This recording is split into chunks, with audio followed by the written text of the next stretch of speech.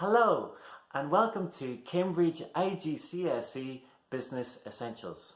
Today we are going to be learning about the 4 key ingredients for exam success at IGCSE, the 4 assessment criteria in which Cambridge gives you marks. We will be looking at how to get marks in each of the assessment criteria with real examples from past papers.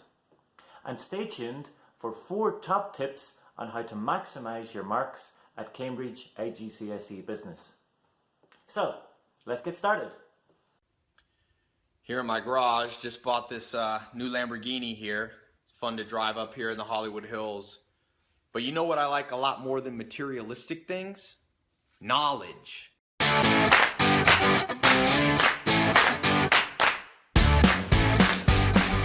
Knowledge forms a huge 40% of your final grade. Knowledge is simply put knowing stuff, or more specifically, knowing all of the key terms and information on the syllabus. In short answer questions, typically 2 marks, knowledge is all the examiner is looking for. For example, in definition questions, usually 2 marks with the command word define. Also, you may be asked to identify different parts of business processes or concepts. The command word is identify. Here, 1-word answers are enough to get you the mark. However, in every answer, you will need to include some knowledge. In this 6-point question, both reasons are knowledge, so 2 marks out of 6 are available for 2 reasons why it may be difficult to get a bank loan.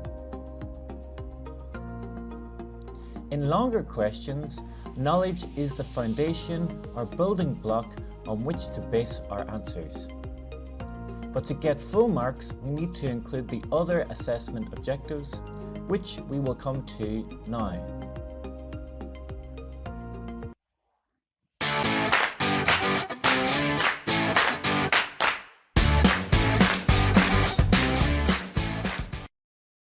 Application is all about context, using information from the case study to support your answers. Here we can see a typical Paper 1 question. All the details about Rebag, the business in question, could potentially be application points if we use these details to support our answers. Therefore, it's a good idea to underline the information which is unique to Rebag while we are reading the case study. In part D of this question, we take the information about Rebag's low revenue, $700, and use it to support the knowledge part of our answer. For the second reason, we use the limited experience, less than 3 years, to support the knowledge part of our answer. This will give us 4 out of 6 for this question. But we are still missing 1 further component: analysis.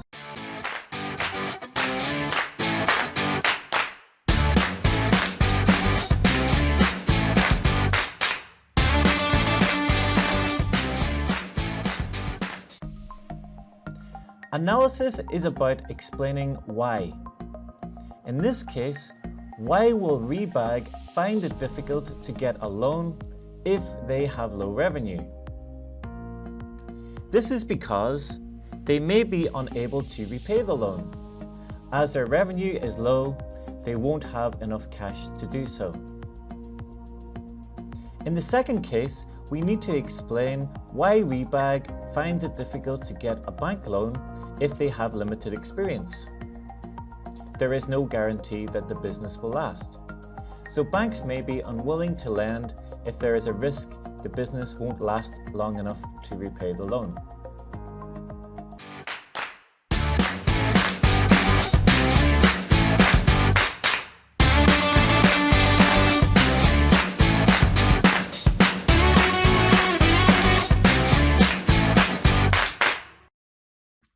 Finally, we reach what can be the most challenging assessment objective: evaluation.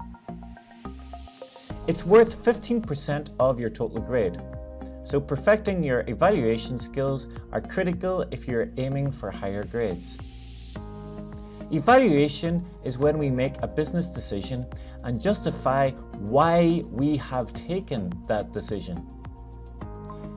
In this case, we have to decide on the most suitable form of communication with employees. The first part of the question is completed with two suitable forms of communication explained: meeting and email. So now we have to make a decision to choose a meeting or an email. The most important thing to remember with evaluation is to justify why you made your choice. To do this, you need to explain why one is better than the other. In this case, we have chosen an email. It's better than a meeting because if the workers are located in different areas, they may not be able to attend the meeting. However, for evaluation, there is no wrong answer. As long as you explain your choice is better than the other option. So we could choose a meeting also and justify by saying it's better than an email because all of the employees may not have access to email.